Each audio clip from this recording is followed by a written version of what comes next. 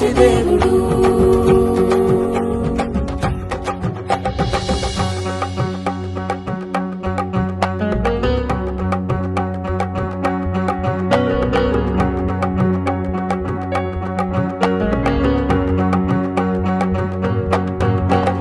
తప్పిపోయిన కుమారుడు ఇల్లు వదిలి దూరంగా పారిపోయాడు, అయ్యో పారిపోయాడు.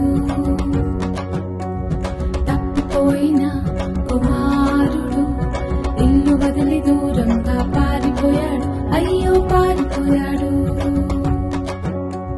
ఫ్రెండ్సే నా లోకమని అనుకున్నాడు, కానీ మోసపోయాడు, అయ్యో మోసపోయాడు.